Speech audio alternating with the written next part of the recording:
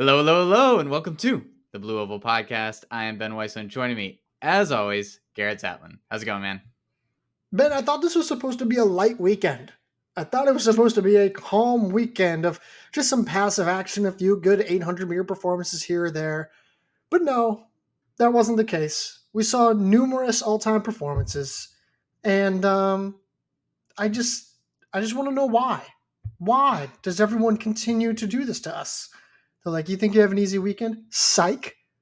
And then now we're left here. Now we're left with about an entire history lesson to talk about. Yeah, I mean, we were planning on we had things planned for this episode to be like, all right, we're gonna have not a lot of results to talk about, so let's have these things ready to go. We're gonna push those things to next week. We'll see, unless we have another surprisingly busy weekend. But stay tuned for that. That'll be a lot of fun. But yeah, we saw some 15s that were fast. The 800s were fast. We didn't see a lot in the 5K, 10K Steeple area, but there were, and it wasn't like a million great results, but the quality was certainly there this weekend. It was there. It was there.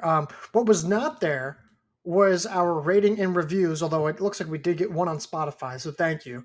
Do appreciate that. Go leave a 5-star rating and review, Apple, Spotify. If you can subscribe on YouTube, that'd be great. A lot of good stuff there. Post-race interviews. We're doing more and more clips from the podcast, so on and so forth. But Ben, let's jump right into it. We've got a handful of all-time performances to talk about. And of course, I think we have to start with a Sunday night meet. Not a Saturday, not a Friday meet, but a Sunday night meet that took place at Duke. Kick us off. Yeah, and at that meet, we saw Ethan Strand take home a very significant victory in a even more significant time of 3:33.22, just narrowly missing out on that NCAA record held by Liam Murphy, 0.2 seconds behind Murphy's 3:33.02. But in the process, also took down Abel Teffra, Parker Wolfe, among others. I think that this is the type of race we've been waiting for from Strand this outdoor season. And this is where he, again, coming off of losing to Nathan Green, I think he really needed this kind of performance to like reassert himself as a co-favorite in this field. Obviously, we've seen what he did this indoor season, and it was fantastic, but we haven't seen him quite get to that same level this outdoor season. And this against the reigning indoor mile champion, this is a definitive victory that really, I think, puts him back at the level he was at maybe a couple months ago. It certainly reaffirms that like he's still just the man Yeah. right now. Is it fair to say that with this performance, he has returned as the 1500-meter national title favorite, or are we willing to keep Nathan Green in that same tier? I think Green's in that same tier. I think it's the two of them. I think they're co-favorites, to be honest. The five men in this 1500 is it's just, I mean, you add Teffra, Martin, and Murphy, and if all five of those guys run the 1500, that is going to be just an all-time battle at the national championship. And I mean, we already saw Teffra go toe-to-toe with Strand in this race. Strand, though, definitely looking like he was a step above. I don't know how you felt about that. It See, I mean, it's hard to say, right? Because it's like, what has really changed from the winter months, right? You had a Rustbuster 5K at Penn Relays, and he goes out, and obviously, like, it's hard to look bad when you run 3:33. But I've also, like, if I'm Abel Teffra, I'm looking at this like, man, he's putting together a season that could, if Strand falters, or if Murphy or whoever falters, or Nathan Green falters at the national meet, if there's enough guys who falter in the postseason, you're looking at Teffra as maybe the MVP of the season right now. He's run 3:35, didn't beat Nathan Green, but he's run 3:33 now. And I'm just looking at this being like, oh man, he's outkicked an 800-meter national champion for the Penn Relays title. He's run 146. Like, I'm looking at this being like, man, I think most all-time stars would kill to have the season that Teffra is having. So if anything, I think I'm actually more enthused about what Teffra has done. What did Strand have to run in order for you to be surprised about his result? Like 331 maybe. Yeah, that's about right. You could have run It, 332 low, and I've been like, yeah, sure. yeah. I mean, because that is fairly comparable to 348, right? It's not miles off of it. So yeah, and I think on the Teffra point, I was approaching this race from a little bit of a different perspective, I think, than you, where I saw this as, hey, he's had such a good season. If he beats Strand, I'm ready to put him in that like as one of the favorites in this event. I thought this was an opportunity to really take hold of this event as someone who's kind of been left in the shadow, despite winning that mile championship. It was without Strand, without Martin in it. And I thought this was, hey, this is your opportunity to really cement yourself as the favorite. Obviously, still runs exceptionally well. Nothing you can't be upset about this. And this is probably the type of race that he's not going to be as competitive in a little bit of a slower race. I feel like you like Teffra even more. But so I'm knocking Teffra down a little bit, but just because I really thought this was a good opportunity for him to take that favorite status.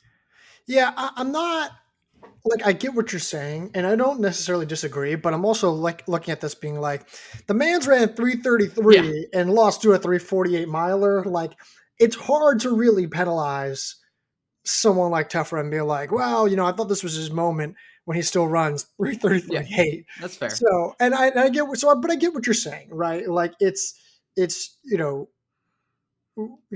been having a great season, but he didn't beat Nathan Green. He didn't beat Ethan Strand. His mile national title didn't come over, either Martin or Strand. So I get what you're saying there. Um, in terms of the guys behind him, Parker Wolfe, 334. I know this is kind of silly, but there's no chance that he runs the 15, right? I don't think so. I saw that in the First Thoughts article, and I understand what you're saying, but the five guys that we just mentioned in front of are you would all pick them in front of Wolf, and I don't think Wolf's gonna pick an event where there's five guys that have a good shot at beating him.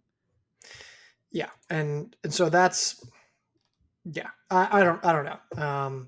I just wanted to throw that out there, just as a thought, right? Because it's like, oh well, he wasn't super sharp during the winter months, and and I don't know. I think I'm just over analyzing it, but great run. I think it's saying that he's more fit than maybe we thought, and in theory, he can potentially compete with Hatem Samuel, Brian Masau, Ishmael Kipkiri for that national title, maybe a bit more than we initially thought. The guys behind Wolf, however, Titouan, was it Titouan Lagree from Wingate? That's what I would Sure, go with. I Yep. got it totally. And then James Dunn of Georgetown, a former D2 guy.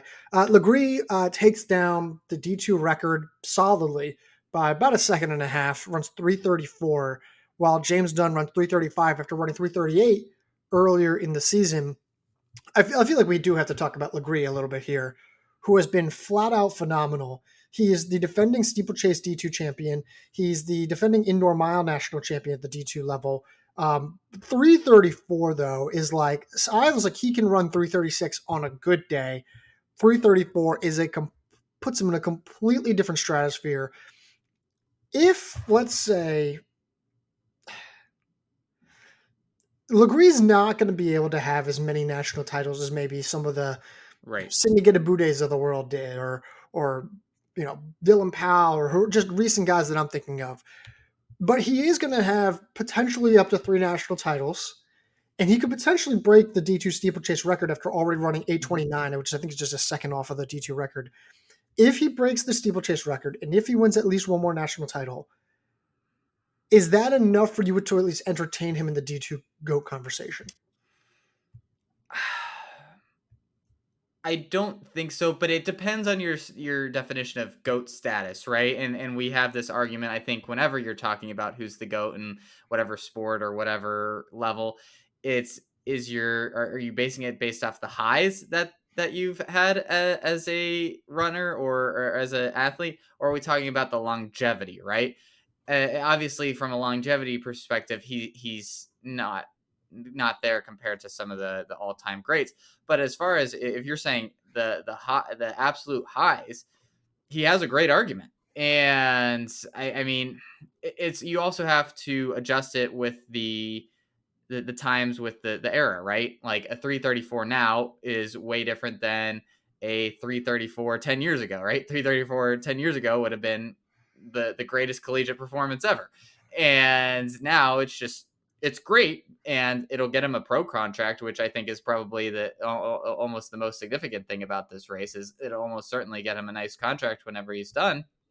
But yeah, I struggle to say that maybe he's in the conversation, but I struggle to say how anybody could put him at the top of that conversation. And I get that. I think that's fair. It is hard to compare the eras, especially in D2 now. Like, the longevity, I do think of like Sidney Getabude, right? And like at the peak, I think of Wes Ferguson, right? And Yep. even though some El Bachebe, but Ferguson had a little bit more longevity, but he couldn't get past El Bachebe. And El Bachebe was only really a D2 star for about a full year. And, Getabude, like he was dominant, but is he as dominant at the peaks? Did he have the times? And you can keep going. Like Christian Noble is a very, almost like a replica. It's very similar. That's what I was going to say. Very similar in terms of their skill set of Legree. But moving to James Dunn, Georgetown, great D2 talent, great D2 talent, has never been nearly as good as he is now. 338 earlier this season at Bryan Clay after running 148, I believe, or I might be getting that mixed up. But let's just say he ran 338, 1,500 meters at Bryan Clay. Now runs 335. What is your comfort level with saying that he can be an All-American? It's not high, just for the reasons that I've outlined. What percentage are you giving them? So I mean, I'm basically penciling, or I'm putting 5 guys in Penn, and then we're talking about 3 spots, right? And yeah, we didn't. I mean, oh man, I'll give him like a 15% chance because he's going to be duking it out with a lot of guys. I mean, we haven't even talked about Adam Spencer. I mean, Nick Plant, Aiden McCarthy, depending on what they decide to do in their respective events. We'll talk more about Nick Plant later. Fouad Masoudi's, yeah, absolutely a great name. And then you have guys like Damian Hackett who have had good races at the national meet before. It's going to be. I assume Marco Langen if he runs it. Yeah. Oh, yeah. If he runs it, then yeah, you put him in that category as well. But yeah, it's just going to be a battle just to make finals. Like, and I think he's now entered that conversation as someone that you would maybe not expect, but favor to make the finals. It's just, I mean, even once you get in that final, just finishing top 8 is going to be a brutal race to do it in. Is it just a matter of been there, done that for him? Yeah. I think he just the experience, right? Is if you were comparing him, if he had run these same times and his name was, let me think of someone further down this list, like Harrison Witt. Yeah, I think so. I think then you feel a lot more comfortable with Harrison Witt. Okay, all right, that's fair. Well, there was a handful of other men who ran under 340 in that Duke Twilight race, and I'm actually trying to pull up the results right now. One of those guys was JoJo Jordan, who ran 337 flat. Jack Stanley of Duke ran 338. Aiden Neal ran 338 of North Carolina. Reinhard Swainpool of Wake Forest runs 339. And Wingate's David Holman runs 339. Crazy good field. The state of Carolina. Yeah. I mean, this is all what? Is this all North Carolina? Yeah, I think so. Oh, no, not Georgetown, I guess. Yeah, that's pretty wild. That's pretty crazy. In terms of like Jordan, Stanley, Neal, Swainpool, Holman, which one of those guys was a really like, oh, this caught my attention? I like the Jordan result the most. I mean, that's the easiest one to say. Hey, he was the one who ran 337, and he's the one who's had the highest profile, I think, out of any of these guys in terms of what he's been able to do across all 3 seasons. And now, again, continuing to take a step forward. One of the big reasons why we've been all so high on this Wake Forest team in general. And he just continues to, I mean, his progress has been so methodically just brilliant. We always talk about how progress isn't linear, but he sure is making it seem like it is because he just gets better every single season, every single race, it seems like. And yeah, I mean, everybody else at Swainpool, this is a nice result, especially for someone who's more of an 800 guy. Yeah, and the rest of these guys don't have too much else to add. Jack Stanley of Duke, formerly of Princeton. Here are his times outside of the 1,500 meters. 151.66 for 800 meters, 826 for the 3K, 225 for the 1K, 4 flat point 84 for the mile and 13:58 for the 5K. His prior fastest 1500-meter time, according to Teffra's, appears to be 3:41. Ran a 3-second PR. Quite the jump. And yeah, 3:38 sticks out like a sore thumb in that profile. Yeah, good for him. That's great. That's really great. Let's move off of this, by the way, and let's head to the 800 meters, where it was LSU's Michaela Rose goes out, effectively solos a 1:58.12. This feels a little more significant than if she had just run this last year, right? Absolutely. Yeah, and that's, I think, the biggest takeaway, where is it fair to say that she is now with the biggest win of the regular season in her on her resume now at the Brian Clay invite, where she runs too flat. Now she runs 1:58 low, NCAA number 2 all time, improving her own NCAA number 2 all time mark. Is it fair to say that she is the clear cut national title favorite for the women's 800? I think so. And the only other person I think you could put in there is Michaela Page, because really she hasn't done anything after winning that national championship that would dissuade you from thinking that she could win another championship. Now, she hasn't run a super fast time like 1:58, but how often have we seen these national championships run that quickly, right? We'll maybe see them run in 1:59 high, and that's the type of race that I think Michaela Page absolutely can win. Now, that said, Rose, I've been heartened to see the way that she's raced over the last 5 or so months, because she clearly hasn't had her fastball until this weekend, it seems like, and was still picking up wins, still being very competitive, not running the type of style that maybe you would hope, or that she like traditionally has done and that maybe she would favor, but still getting the job done, which I think is super, super impressive. And now she does seem to have that fastball back, and I'm sure there's a lot of confidence that comes with that. And this feels like the opportunity for her, right? Like, she hasn't been able to break through to get that title because of either poor performances on her behalf or just outstanding performances from Olympians. And now this seems like the field is kind of opening up for a title for her this year. So I asked, is she the clear-cut favorite? And you basically gave me her and Michaela Page. So are you saying that she's the clear-cut favorite, or are you saying that she's a co-favorite? Co-favorite. I can't shake all the nice things that I said still stand, but I still can't shake the past NCAA championship performances. Okay. So you're saying that Michaela Page is the co-favorite with Rose? Yes. Okay. Well, let's chat about someone else who might be a favorite, or at least a fringe title contender, maybe an All-American lock, and that is Smilla Kolbe of North Florida. Goes out. She solos a time of 1:59.02. I think we had it as 03, but it's 02. NCAA number 3 all time. This is someone who broke out in the spring of 2024, made it to the national meet, didn't really do anything there. Got into the indoor national meet this past winter by Tabitha Nagal not being, or essentially being pulled by TCU. And then Smilla Kolbe getting the last minute call. She jumps in, she makes it to the finals, where she places, I believe, 5th overall for All-American honors. Begins to have a really nice outdoor track season, puts together a solid performance. And then she, on her home track where a regional meet will be held, runs 1:59.02. How does this performance shape now your opinion of her, which is now, I think it's fair to say that she's picking up momentum at the right time. She's beginning her peak. She has elevated what we thought she was fully capable of. But in the grand scheme of the national picture, especially in a field that's as messy and as crowded as it is this year, what does this kind of performance tell you about Kolbe that might be different than what we thought about her previously? Yeah, I think her ceiling's just higher than what we imagined. Now, I think the 5th place performance at the indoor meet, that seems like that was the type of ceiling for her, right? Where, hey, things break right, you navigate the field well, and you end up picking some people off and you finish 5th, right?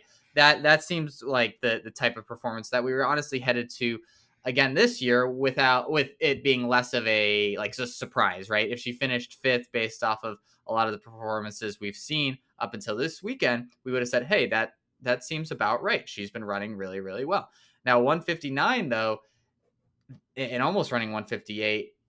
It's not now. I don't think she should be in the title conversation, but if she were to win the title, it wouldn't come out of left field, right? Clearly, if you can run 159, now that's you're saying that, hey, if everything goes well, if I run at the peak of my fitness and maybe Michaela Rose doesn't or Michaela Page doesn't, I can win the national championship, which I don't think anybody thought that was in the cards for Smilla Kolbe at any point this year.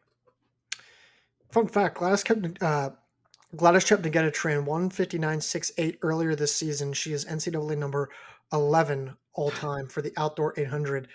Juliet Whitaker, who is an Olympian finalist, NCAA number 10 all time. Crazy the world we live in. Yeah. Back to Kolbe. I really am struggling to like. I'm looking at everything that she's done, and on paper, she is doing everything right. She has showcased range from the 400 to the 1500. She's improved her marks there. She's working on both the speed and the strength. She's been consistent. She's shown that she can hold her own at the national stage. She's shown that she can reach to a higher ceiling, to an elite level, at least time-wise and fitness-wise. The question I have remaining for her is the tactical approach, right? You saw at the national meet, she was a bit passive, at least in the 800 meter finals. She's stuck in that backpack. She was not the aggressor. And I think if you're running 159, even in this era, you're going to have to be the aggressor. I don't think in this kind of field with these kind of women that she can be the passive name and then pick off the names in front of her and then expect a top 3, top 2 result. So I think the tactics are going to be something to watch, and I imagine she maybe experiments in the upcoming postseason races. But still, phenomenal run for her. Thought she was excellent. Yeah, and that's the interesting part now is where does she see herself in this picture, right? Is she content to run again more passively, which again maybe increases the likelihood of another top 5 finish, but significantly decreases her chance of winning, or is she ready to go for it? And I think that'll be the interesting thing to see. Real Before we quick, get on to the rest of these can 800, I ask a yeah, question? Can I ask a yeah, question? If you're Smilla Kolbe and you see Michaela Rose, it's the 800 meter finals at the national meet, and you see Michaela Rose gun it, are you following her? no, I'm following Michaela Page. Oh, okay, interesting. I like that take. All right. Yeah, that's what I would just shadow her, to be honest. I think that would be my tactics, is just figure out where Michaela Page is and just run right next to her. Okay. Sorry, go ahead. I think I cut you off earlier. Yeah, so we got some other 800 meter women's performances to go over, and I before we do, I want to let's tier out this field a little bit. So, in my mind, it's Rose and Page are in another tier. Would you have anybody else in that tier with them? um. mm, I want to put Ball Song in there. No, no. Okay. In my mind, there's like this other small sub tier that is just Juliet Whitaker. I would I don't put Ball know. Song in there right now.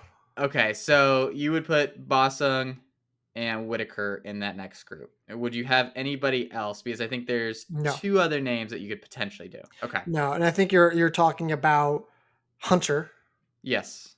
and I think you're talking about Congdon. I think you put Kolbe in there, actually. Congdon, I Oh, don't well, know. yeah, right. I don't know why I thought you already kind of. I guess we could. Yeah. Okay, Kolbe. Yes, then Kolbe is in that tier as well. So yeah, I think those are the top 3 tiers, right? In my mind, I think you if you go 2, 2, and 2, it's like favorites could win, but probably not favored, and then if everything breaks right, a possible national championship. I'll bring it like this: 1A is Rose and Page. Page. Thank you.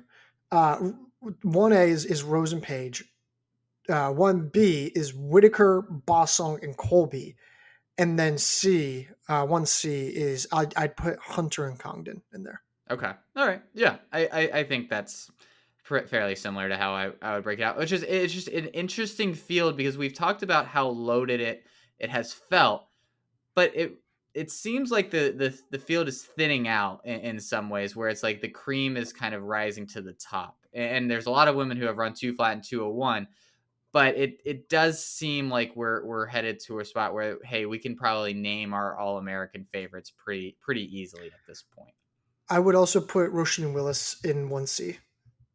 Yeah, yep, that's fair. I mean, you just can't count her out, right? No. If she's running well, she's better. She can beat almost anybody. But at BYU, we did see Megan Hunter run a converted 2 flat 08, Riley Chamberlain run a converted 2 flat .42, and Tessa Buswell run a 201.66. What was the most significant result out of these three for you? It has to be Buswell. For me, I think, Hunter, we knew kind of this, she, at her very, very best, she's capable of a time like this. Yes, it's converted, but it doesn't totally shock me. Chamberlain, we know that like when she's at her peak, she's, just a dog and she's awesome. But she's more of a 1500-meter runner. So I think this was a little surprising in terms of how fast her converted time went. But Yep. Tessa Buswell, you run converted 201. She's a true freshman. She's been running really well and she's been Yeah. improving and making subtle improvements. But you get to 201, even if it's a conversion, and I think you start talking about her and looking at her a little differently. And I don't think I would have been like super comfortable picking an inexperienced rookie who's been great, but not necessarily amazing, over 800 meters this year. And now she runs converted 201 and the conversation gets a little different. Like, hey, maybe she can just pure fitness her way through the regional meet, and get through there. And I have to be honest, I don't know how much I like love the West Region 800. Like the East Region 800 has, I think, all Yeah. four. Does it have all four of the sub one or sub two Yep. flat girls? So Yes. I like Buswell a lot in that West Region 800, which is like really not that exciting to me. Yeah, no, it's a fair point. I mean, you look through everyone that's run under 203 and you're talking about one, two, three, four, five, six, It's 12 women who have run under 203 in the seven. West Region, Yeah, there's not many. including Yeah. Buswell. And of those women, like Congdon could scratch, Forrester Yeah. could scratch, O'Sullivan could scratch, Chamberlain could scratch, Pellicoro could scratch, Yeah. Claudia Kazmierska could scratch. I Crazy. mean, right now that's just six, right? Like you said. Yeah. So that's why I think this is big for Buswell. There's all of a sudden you look at this, you're like, I don't really like anyone, and so that helps the rookie. Yeah. Absolutely. And for Chamberlain, again, this is the type of performance that you would again, maybe a little bit better than you expect, but based off of what we've seen her close in DMRs, like you had to think that there was this kind of result coming for her in the 800. And again, gives you all the more confidence in picking her in the 1500, where it just seems like she has all the speed needed to take home a win there. So again, I think she's setting herself up really well for this postseason as well. All right, let's switch gears and we'll stay on the women's side, but we're going to go to the 5K where we saw Grace Hartman at that same Duke meet run 14:58, breaking 15 for the first time in her career. I mean, what else is there to say about Grace? Right. She's just been fantastic at every turn. She's in an era where there's just been so many other incredible talents, but in most eras, she's having like this is like a Parker Valby, Caitlin Tui kind of season slash career so far. It's just she's going up against Doris Lemongol, Pamela Kosgei, and Lexi Holiday Lowry.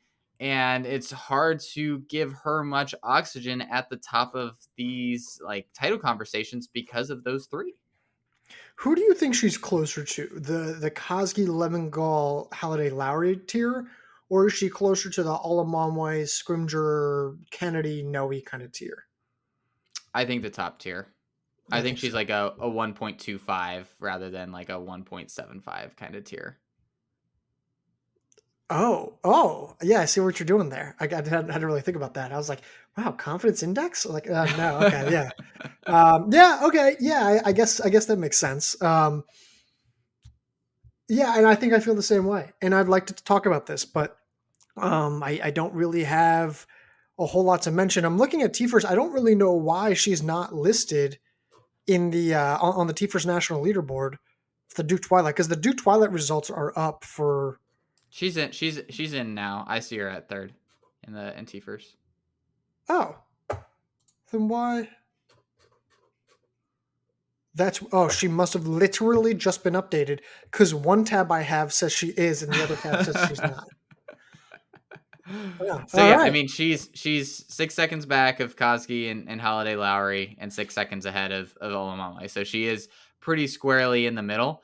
But I just you look at the performances that she's had in the 15 and the 10, like she's just everything that she's done has been terrific. And I think you can't say the same thing about anybody else behind her in this leaderboard. If she wins a national title, does she have a? Because I guess No. it depend on no. I was trying to I ask. think I know where you're going, and no. Yeah, does she have an argument for MVP of the season? And she does not. You're right. It would take a cataclysmic fall from Lemongol and Koski and Halliday Lowry at the national meet Yeah. for that to happen. I like to entertain these things. Let me have fun, okay? She's awesome. No, you Like can't. And I hate your family. It's what Ben said verbatim. that's true. We do have audio of that. That's we're gonna have to dig that one up. But Yeah, yeah, I love everything that we've seen from her. It's been remarkable to see just her steady improvement. Much like I was talking about JoJo Jordan, just like she just continues to get better in all the ways that you would hope every season, and yet she's still got like another jump to go before being in that top position. insane to me. 5 women between the winter months and the spring months have run under, right? Have run under 15 Yeah. minutes. Insane. Insane. So, okay, moving off of that, where are we going next? Let's talk about Virginia Tech at Lynchburg University. Nick Plant, 336. Teammate Victor Dahmer runs 337. And teammate Declan Reimer, who I think is a Downingtown guy, 339. Nick Plant ran 146 of the Wake Forest invite, got third, losing to his own teammate Christian Jackson and Wake Forest's Reinhard Swainpool. He did not qualify for the indoor national meet over 800 meters this past winter. Now he runs 336. Is there any shot he does the 15 over the 8 come the regional national meets? I think it's starting to be a conversation. Now, I do think the 1500 is a little bit more loaded. And the outdoor qualifying process, I think, is a little bit more kind to him because I think he's going to feel a lot more comfortable getting through regionals.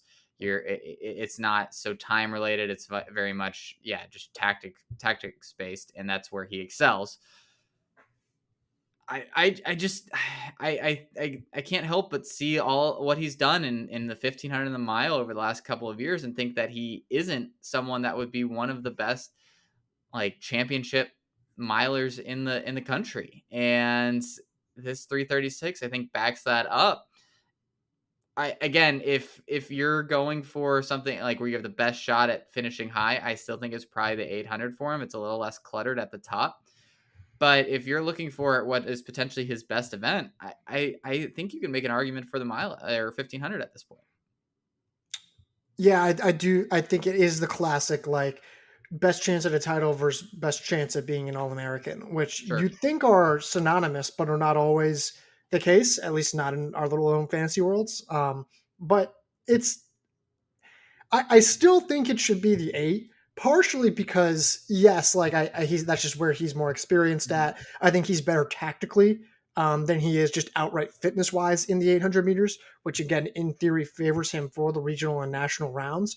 But also, like, take him out of the 15 and Victory Dahmer, his teammate who ran 337, now has one less guy to worry about, which seems a little like ticky tack thing to say, but it matters. And it's one less spot that you do have to worry about going to.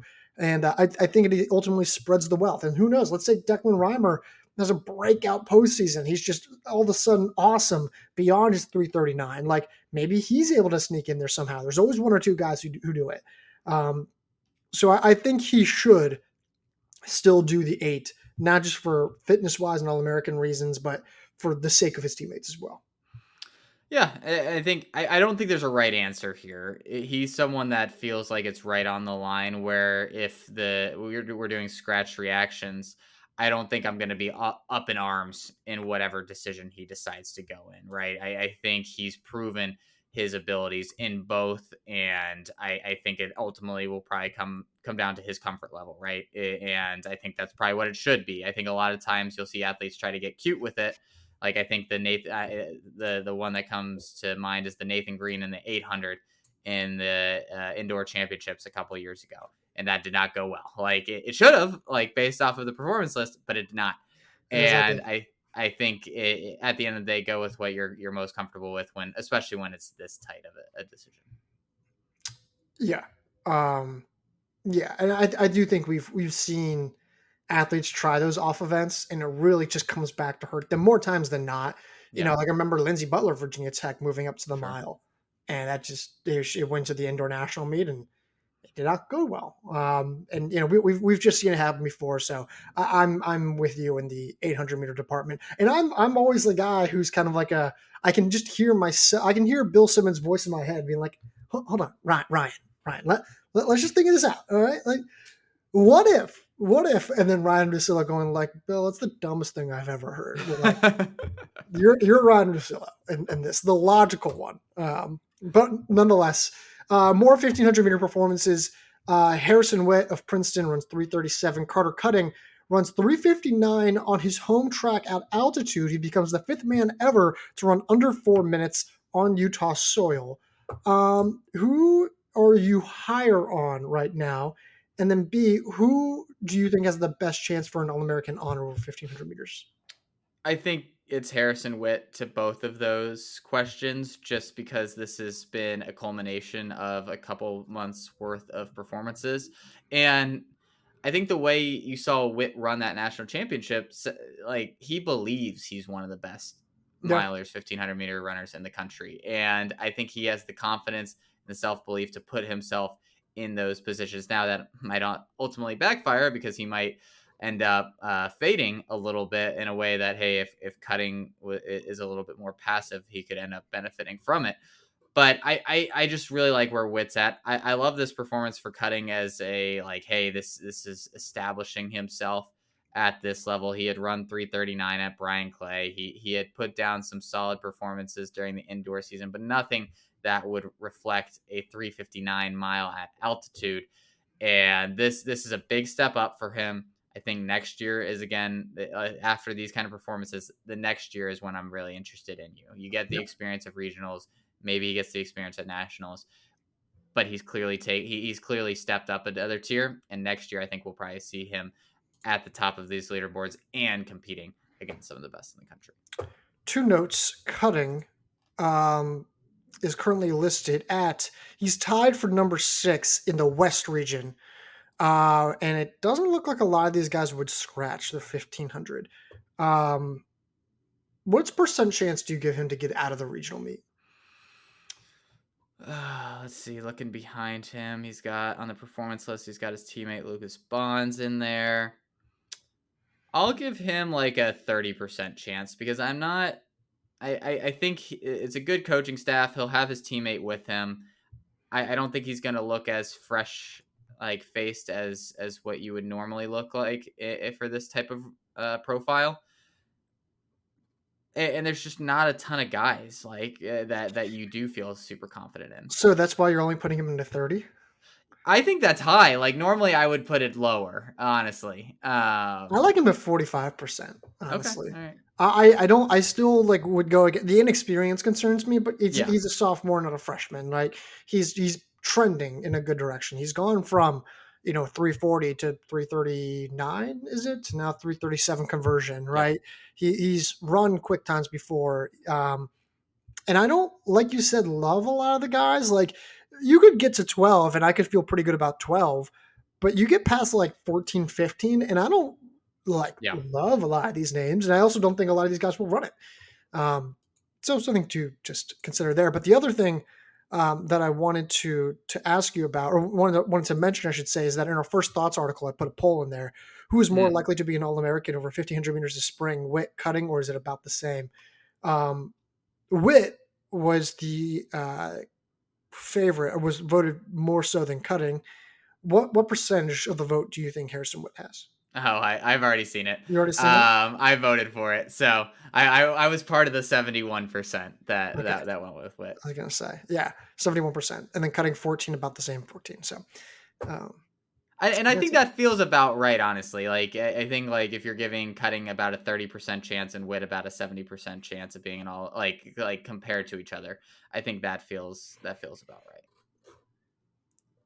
Yeah, yeah. I mean, they're not mutually exclusive, No, exactly. But if you're saying like there's only one spot left, like I think that but feels they're in about different right. regions.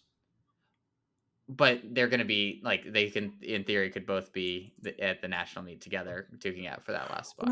Right. Okay. Sure. Yes. I don't know why I think I automatically just assumed that it was like qualifying for the national meet. Um, okay. Okay. Never mind. I think that's Okay. it, right? Is that it? I don't think I had anything else on my list. Yeah, I think I can already tell I'm kind of going insane. Okay, cool, that works. We're done. And don't worry, we will have something for next week as well. We're gonna have a little fun thrown in there. There might even be a little bonus. I don't even know if it's gonna be called an episode. I don't know what that series is called, but Ben and I are working on something as well for later this week that maybe we'll release. And I think that's it. I think that's all I got. All right. Well, until next week when we got maybe a bonus video and a different type of Blue Oval podcast. I'll talk to you, Garrett. I'll talk to you.